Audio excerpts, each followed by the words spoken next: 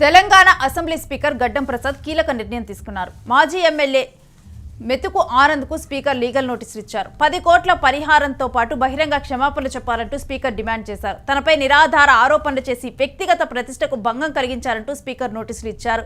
Lawyer ద్వారా నోటీసులు పంపారు గడ్డం ప్రసాద్. గతంలో స్పీకర్పై తీవ్రమైన ఆరోపణలు చేశారు మెతుకు ఆనంద్. ఇక బీఆర్ఎస్ నుంచి కాంగ్రెస్ లో చేరిన ఎమ్మెల్యేల దగ్గర స్పీకర్ ముడుపులు తీసుకున్నారంటూ ఆనంద్ ఆరోపణలు చేశారు. ఇక ఈ మేరకు కూడా తన ప్రతిష్టను దిగజార్చారంటూ కూడా స్పీకర్ ఇప్పుడు 10 కోట్ల దీని మీద కూడా 10 కోట్లు పరువు నష్టం కింద కూడా ఇవ్వమన్నారు. దాంతోపాటు బహిరంగ క్షమాపణలు చెప్పాలంటూ డిమాండ్ చేస్తూ ఉన్నారు. చేస్తున్నారంటే ఎన్నెన్ని ముడుపులు ముట్టినాయో, ఒక్కొక్కరి దగ్గర ఎన్ని వందల కోట్లు ముట్టినాయో అని చెప్పి చాలా మంది ప్రచారం చేస్తూ ఉన్నారు. మరి దాని మీద కూడా ఒక క్లారిఫికేషన్ ఇస్తే బాగుంటుంది గౌరవ స్పీకర్ గారు. ఇక్కడ వికారాబాద్ మున్సిపాలిటీలో తీసుకుంటే గతంలో జెడ్పీ చైర్పర్సన్ దాంట్లో కూడా మా కుటుంబ సభ్యులకు అనుకూలంగా చేసుకుంటా అని చెప్పి ఆయన చెప్పిండు అని ప్రచారం జరుగుతుంది. నేను చెప్తలే. ఇప్పుడు కూడా వికారాబాద్ లోపల మున్సిపల్ చైర్పర్సన్ పదవి కూడా మా కుటుంబ సభ్యులకు నేనే చేసుకున్నా అని చెప్పి బయట చెప్తున్నాడు అని చెప్పి ప్రచారం జరుగుతున్నది. మరి ప్రజలందరూ కూడా ఆలోచన చేయాలా? ప్రజాస్వామ్యం లోపల ఒకే కుటుంబానికి వారసత్వంగా దీన్ని ఇచ్చుకుంటూ పోదామా? స్పీకర్ గారు ఇట్లా చేస్తున్నారంటే ఇక ఇదే అంశానికి సంబంధించిన డీటెయిల్స్ మా ప్రతినిధి సతీష్ అందిస్తారు. సతీష్, తెలంగాణ అసెంబ్లీ స్పీకర్ గడ్డం ప్రసాద్ కీలక నిర్ణయం మీద డీటెయిల్స్ ఏంటి? ముఖ్యంగా గతంలో ఏదైతే మెతుకు ఆనంద్ చేసినటువంటి ఆరోపణలపైన, అంటే ఈ ఫిరాయింపు ఎమ్మెల్యేల 10 మంది ఫిరాయింపు ఎమ్మెల్యేల పైన ఆయన గతంలో జనవరి 19 రోజున ప్రెస్ మీట్ లో అంటే గడ్డం ప్రసాద్ పెద్ద ఎత్తున కావాలనే వీళ్ళకి క్లీన్ చిట్ ఇవ్వట్లేడు, లేదు అంటే సస్పెండ్ చేయట్లేరు.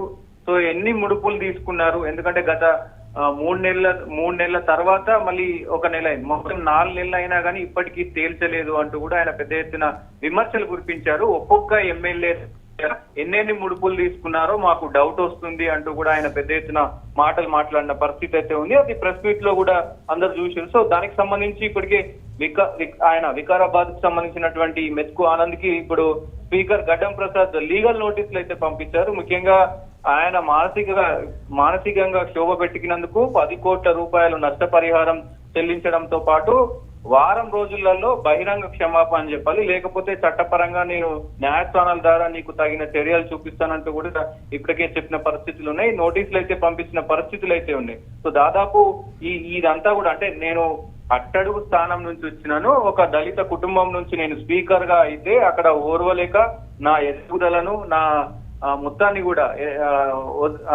నాకు సంబంధించినటువంటి ఏ ఎదుగుదల ఉందో ఆ ఎదుగుదలను ఓర్వలేనటువంటి బీఆర్ఎస్ నాయకుడు మెతుకు ఆనంద్ ఇలా ఆరోపణలు చేయడం, వ్యక్తిగతంగా నేనేంటో వికారాబాద్ లో అందరికీ తెలుసు, నేను ఏ స్థాయి నుంచి ఎంత కమిట్మెంట్ గా పనిచేస్తానో, ఎంత లాయల్ గా ఉంటానో, ఎంత అంటే ప్రజలతోటి మమేకమై ఎలా ఉంటానో సో అందరికీ తెలిసిన విషయమే.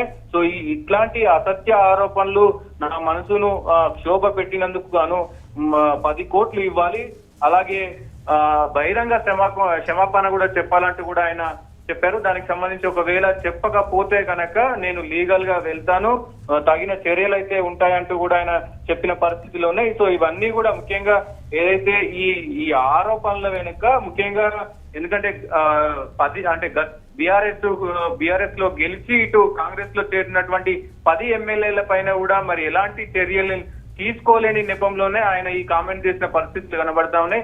ఎందుకంటే ఇప్పటికే 7 మందికి క్లీన్ చిట్ ఇచ్చారు, కానీ ఇప్పటికీ వాళ్ళు ఏ పార్టీలో ఉన్నది తెలియని పరిస్థితిలో ఉంది. కాబట్టి అంటే రాజ్యాంగాన్ని కొంచెం నిర్లక్ష్యం చేస్తున్నారు అనేది స్పీకర్ పైన ఇప్పటికే సుప్రీంకోర్టు కూడా మరి కోర్టు ధిక్కరణ మీకు నోటీసులు పంపించాలంటూ అడిగిన పరిస్థితులు ఉన్నాయి. ఇవన్నీ జరిగిన నేపథ్యంలోనే ఆయన ఈ కామెంట్స్ చేశారు. మరి దానిపైన మెతుకు ఆనంద్ ఎలా స్పందిస్తారో చూడాల్సిన అవసరం అయితే ఉంటది. ఏదేమైనప్పటికీ వికారాబాద్ లో ఒక్కసారిగా ఇది చర్చనీయాంశంగా మారింది. దీని మీద మెతుకు ఆనంద్ కూడా లీగల్ గా వెళ్లే అవకాశం ఉందా, లేకపోతే ఏంటి?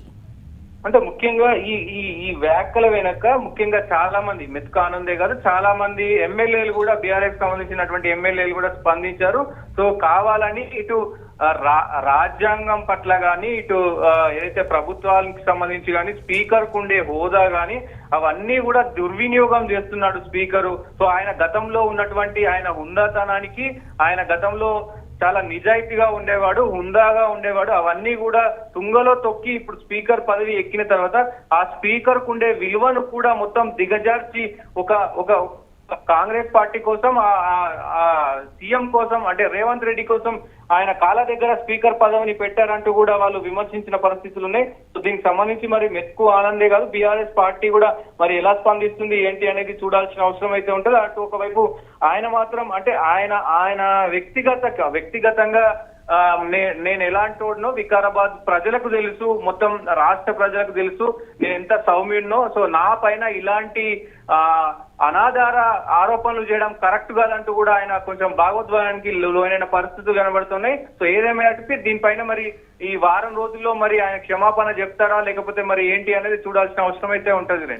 ఎస్ స్టే విత్ సతీష్, మరిన్ని డీటెయిల్స్ తీసుకుంటాం. ఇక తెలంగాణ అసెంబ్లీ స్పీకర్ గడ్డం ప్రసాద్ కీలక నిర్ణయం ఇప్పుడు సంచలనంగా మారిందని చెప్పాలి. మాజీ ఎమ్మెల్యే మెతుకు ఆనంద్కు స్పీకర్ లీగల్ నోటీసులు పంపించారు. ఏదైతే బీఆర్ఎస్ ఎమ్మెల్యేల విషయంలో కూడా ఏ నిర్ణయం స్పీకర్ తీసుకోకపోవటం మీద కూడా తప్పుపడుతూ కూడా వ్యాఖ్యలు చేయటం జరిగింది మెతుకు ఆనంద్. అదేవిధంగా తాను ఇన్నాళ్ళ రాజకీయ భవిష్యత్తును కూడా తాను క్వశ్చన్ చేయటం జరిగింది. అంటే అవమానకరంగా కూడా తను ఇన్నాళ్ళ రాజకీయ భవిష్యత్తును అవమానించేలా మాట్లాడారు. అందుకని చెప్పి కూడా 10 కోట్ల నష్టపరిహారం ఇవ్వాలి, తన పరువును ప్రతిష్టకు భంగం కలిగించినందుకు ఇంకా బహిరంగ క్షమాపణ చెప్పాలంటూ స్పీకర్ డిమాండ్ చేశారు. ఈ మేరకు కూడా లీగల్గా వెళ్లటం జరిగింది. ఇంకా తనపై చేసినటువంటి నిరాధ ఆరోపణలు తన మనసుకు చాలా బాధ పెట్టాయని, వ్యక్తిగత ప్రతిష్టకు భంగం కలిగించాయంటూ స్పీకర్ ఆ నోటీసులో పేర్కొన్నారు.